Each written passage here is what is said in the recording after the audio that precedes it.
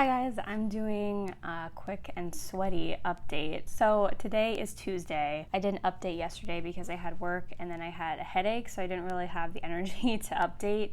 But yesterday I did finish my first book, which is the first volume of Full Metal Alchemist. The beginning of the TV show is very different than how the manga starts. The beginning is like not the greatest in my opinion because it seems more like an action adventure romp and not really like anything that would capture my attention. Like if the TV show had started out this way, I would be pretty bored. But you do get to see some of the adventures that the Elric brothers get up to.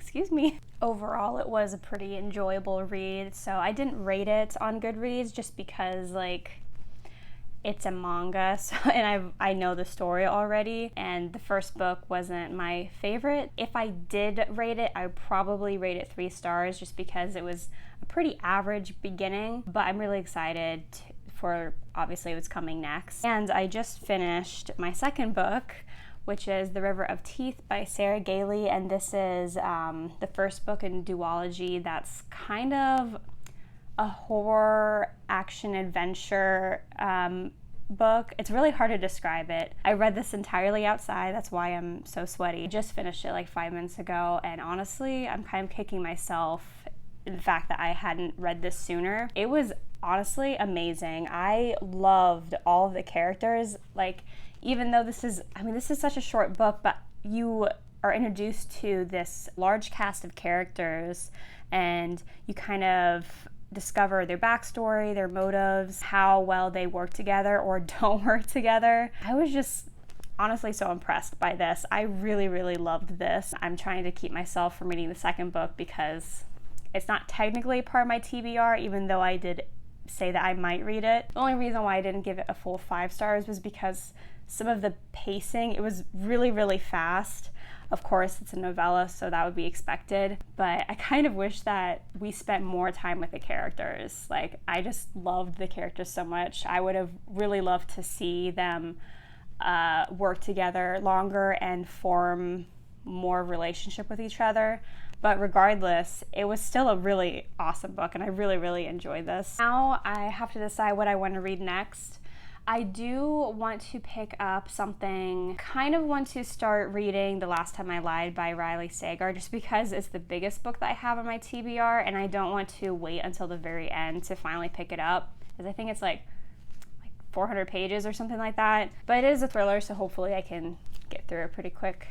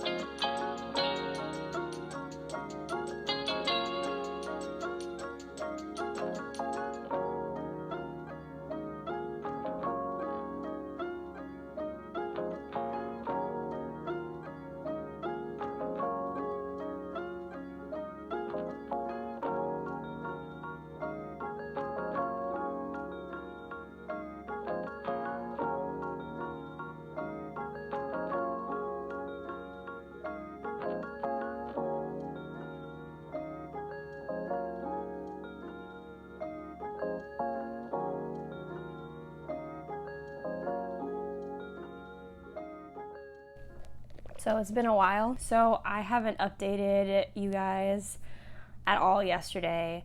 I went on a walk and listened to some audiobooks. I've been doing that since COVID started happening. I've been listening to audiobooks, but none of them are on my TBR, which is kind of my fault because I feel like I should have picked at least 1 or 2 books that are audiobooks because I have like a ton checked out, but I just didn't think to include any of them on my TBR, so that's great. I started like 3 books since yesterday and have completed not a one. The first one is the 3rd volume of Full Metal Alchemist. I finished the second one like on Tuesday. Today's Thursday. Hello, Pancake. And then I also started The Last Time I Lied by Riley Sager and I'm Not Dying With You Tonight by Kimberly Jones and Gilly Siegel. I'm about, I want to say like 20 pages into this one so far and about 50 pages into this one. I do have work in like 3 hours, so my plan is to hopefully get a good chunk of the way through I'm Not Dying With You Tonight, just because I don't want to start a whole other book. I'm really good at reading multiple books at the same time and not finishing any of them. I don't know how I feel about this so far. I do think that this is probably the most interesting beginning out of all of the Sager books I've read so far. Basically, it's about a girl who is like one of the last survivors of this cabin in the camp. And the rest of the girls, like there were 3 girls that disappeared without a trace. 15 years later, she's invited back to be an art teacher at that same camp, and she wants to kind of figure out what happened to her and like find some clues, maybe find out where they are. Not like totally sold on it yet, but I am enjoying it so far because it seems like we're following a larger cast of characters. In Final Girls and in Lock Every Door, you only follow like 1 or 2 people, obviously the main character and then like a secondary character. I barely started it, so I don't really have like any full thoughts on it yet. Maybe before I leave for work today, I will have gotten a little bit of the way through, but again, my primary focus is to make significant progress on this one because I meant to finish this yesterday. That's all I have for right now. Sorry I've been like bailing on you guys. I hope you enjoyed some of the clips of the random cats and bunnies that we see on our walk. For some reason, there are so many stray cats and like bunnies around our neighborhoods. I have no idea why, but I'm not complaining. It's really cute. I'll stop rambling and I'll see you guys a little bit later.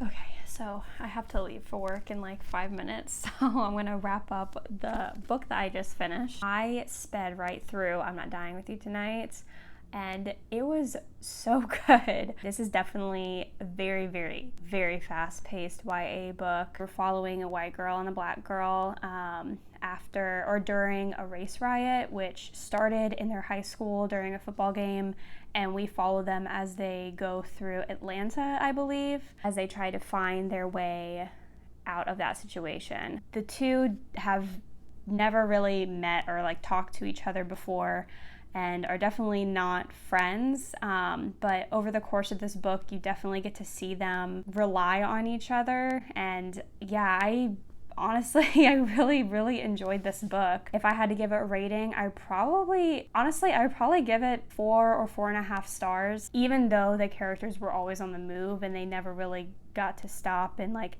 hash things out. I felt like they were so well developed, I guess. Like they felt like real living people, their own past, their own relationships. Yeah, this was just so good. Honestly, I really, really enjoyed it. This book fulfilled the prompt for reading a genre that you'd like to read more of, and this I picked for YA. I don't know if YA is technically a genre or not, but I don't read a lot of it, and this is definitely like such a good pick. It was so good. And now I'm almost late for work, so I'll see you guys later.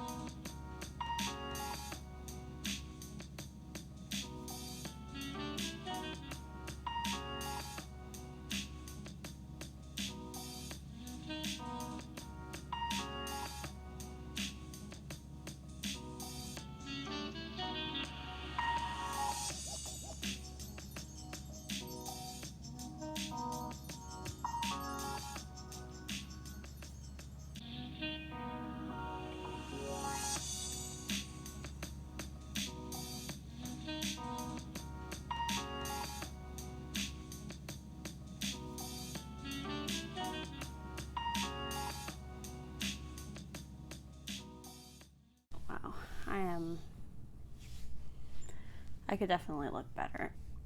Cheers. So it's Saturday. I have not been updating you, and I feel so bad about it because this vlog is probably going to be really, really short with a lot of B-roll footage of stuff that I've seen like out of my neighborhood while I'm walking, and B is not very entertaining because I'm not talking about the books I'm reading. So it's Saturday. I've only completed 3 of the books for my TBR. I'm still in the middle of The Last Time I Lied by Riley Sager. I have not been reading. I have been taking it easy. Like, for a lot of readathons, I've been like pushing myself, and I never really enjoyed the readathons, and that's why like my vlogs suck, I think. But now my vlog sucks because I'm not pushing myself to read the books I'm supposed to be reading. But it's not all bad. Yesterday I did have a good excuse. It was my boyfriend's birthday, and so we kind of hung out. I actually got to spend some time alone because he works from home, and I spent like 4 hours writing outside, which if that was a, I don't know, NaNoWriMo prompt, I guess I would have completed that. I think I'm like 47,000 words in my work in progress. I kind of write a little bit here and there. I started it in March when everything was going down, and I've just kind of been participating in NaNoWriMo, but like not really. It helps motivate me to write, and I'm participating in a lot of writing sprints, so with author tubers, so it's been fun. But I didn't get any reading done at all because after I was done writing, then we went and got food. We started Naruto. I'm going to pause on reading The Last Time I Lied to focus on some of the smaller things I need to get through, just so that way like I don't completely fail this readathon. So I am probably going to pick up Riot Baby and start this and try to complete it in the next hour or two, because I feel like that's how long it's going to take for me to read it. And then I'm not totally sure which one I'm going to pick up next. I might pick up The Only Child, just so that way I can like spice it up, so that way it's like a thriller, historical drama, and then finish it off with another thriller. So that's probably what my reading plan for the weekend is. So my hair is frizzy because I got out of the shower. So if it looks like a wreck, it is.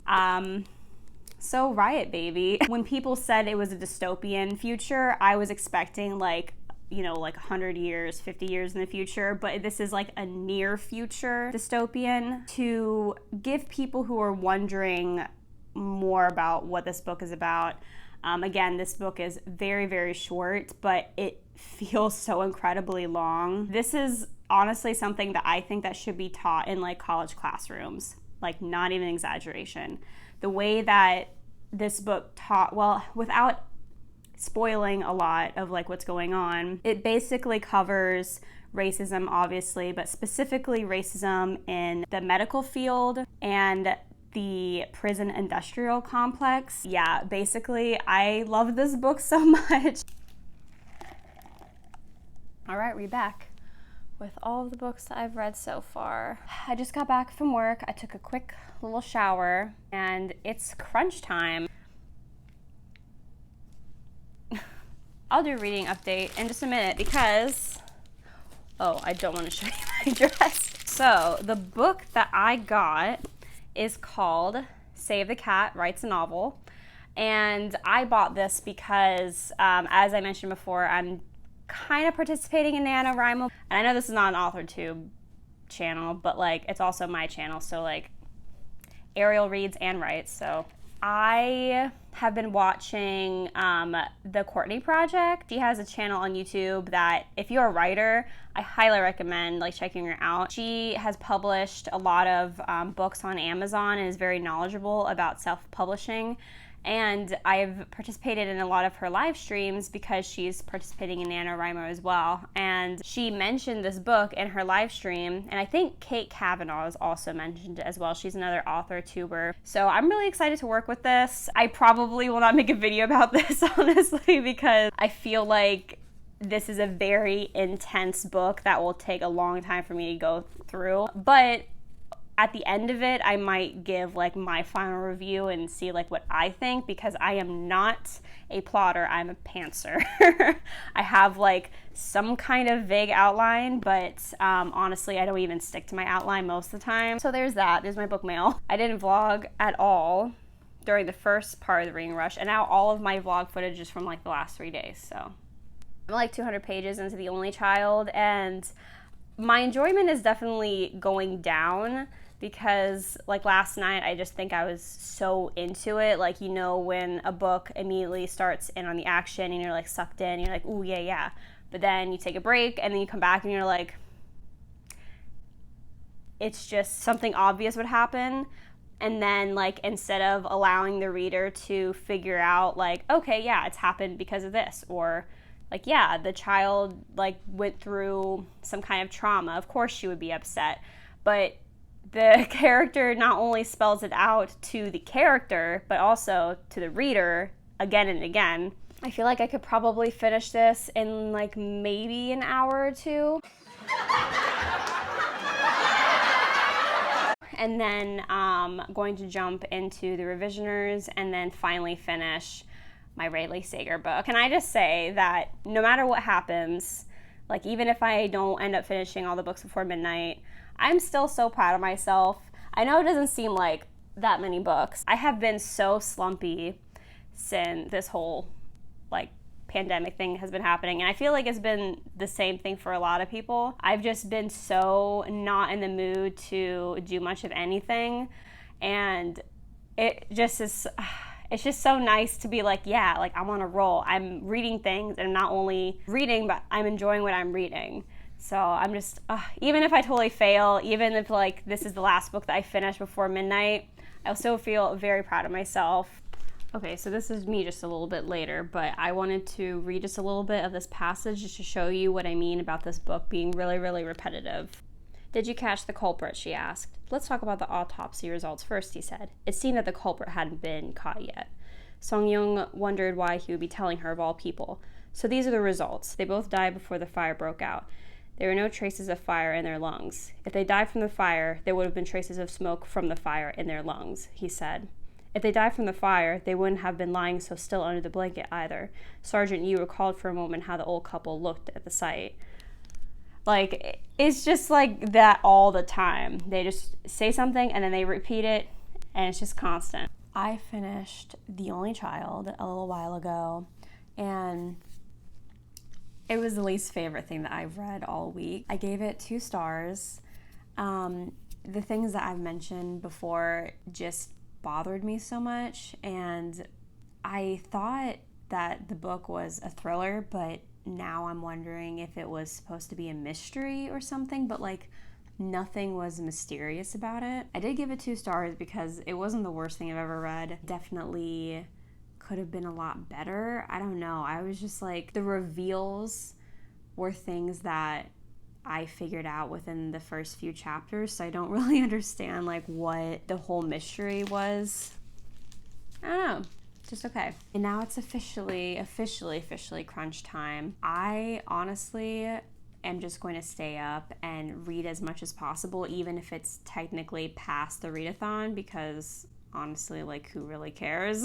I'm about halfway through the revisioners, and I really like it. I'm not really sure what to think of it just yet. We're basically following 2 timelines, technically 3, but technically 2 timelines. One in the 1920s, we're following an older Black woman named Josephine who was a slave when she was younger and now has 300 acres of land, but as she's getting older, her son is taking care of it, and she starts to develop a relationship with this younger white woman. This, I think she's a newlywed. I think this is the first time I've ever read from the point of view of a main character that was older. Like, I think that Josephine is like in her 70s or 80s or something like that, and I think that's, I don't know, like, I just realized that while I was reading. I was like, I've never actually read from the point of view of somebody who wasn't older than like 30 or something like that. The second timeline, it's specifically 2017. We're following Ava, who recently got let go from her job, and she moves in with her grandmother, and her grandmother is white and lives in this really fancy house. I think it's a mansion, but she brings her son in and brings him into a new school, and he's like one of the only black boys there.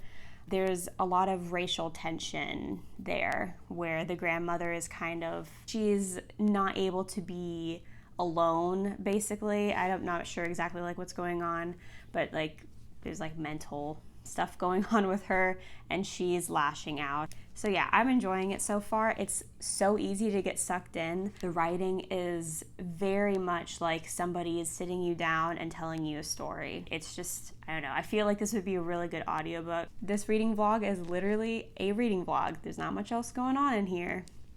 So it is so freaking late. It's like 2 a.m, so technically the reading rush is already over. My bangs are still driving me up the wall, but I finally finished The Revisioners. I had a sneaking suspicion that I would really like this book, and I was absolutely right. This definitely has a kind of sci-fi, speculative-y twist to it. It's so hard to talk about this book. Not that there's nothing to say. I mean, the woman who wrote this book, in her acknowledgments, literally listed like 50 books that she used to research. This was just such a brilliant, engrossing read. I guess that's just all I can say. If I had to rate it right now, I wouldn't say that this is a new favorite of all time, but how can I not give this 5 stars? I'm gonna give this 5 stars. I did read 7 books and technically completed 6 prompts, but I did complete all 7. Just to recap the books that I read the first 2 volumes of Full Metal Alchemist, which fulfills the prompt of reading a book that inspired a movie. I did it reading a manga that inspired an anime. For the prompt of reading a book completely outside, I read River of Teeth by Sarah Gailey. First book that I touched was Riot Baby by Tochi Yanabushi. For reading a book in a genre you want to read more of, I read I'm Not Dying With You Tonight, which is a YA book, and I went to read more YA. For a book in another continent, I read The Only Child, which is a Korean thriller set in Korea. Finally, I read The Revisioners, which doubles as reading a book with the in the title and reading a book that matches my birthstone. So yeah, I am so happy with myself that I really pushed myself to read as much as freaking possible. I am shook. This was the most successful readathon that I think I've ever been a part of, but I think it's pretty obvious for everybody who has participated in it that this year is very different from previous years. I am a very small booktube channel. I would be surprised if more than 50 people watched this video, to be perfectly honest. My thoughts on the reading rush is honestly a drop in the ocean compared to the many channels that have thousands and hundreds of thousands of subscribers, and especially for people in marginalized communities where the ramifications that the reading rush had affects the most. I think that you should absolutely be listening to them more than me. I did consider scrapping this vlog because I felt like maybe by me making this vlog I was contributing to the problem, but I made the most out of my time with the reading rush. It's really hard to run a readathon, obviously, to the extent that I can't even fathom how difficult it is. The issues that have been popping up with this readathon is just like a little piece of the larger problem with the world and representation, performative activism. Nobody is perfect, and nobody is asking for the hosts to be perfect, but I obviously don't have the answer for them. I don't know what the solution is. I don't know if a readathon this big should only have 2 hosts. Maybe there are people working in the background. I don't know. I don't know. Maybe they have a page on their website that says, meet our team, and there's like a bunch of people. But everybody can agree on that Ariel and Raylene are the faces of this readathon. I think that if they brought on more hosts, especially if they brought on a more diverse team, it can bring to light some of their blind spots. And I think that they would greatly benefit from maybe bringing on a more diverse team. I'm not really sure what to make of this vlog. I hope that I brought something together that was fun to watch.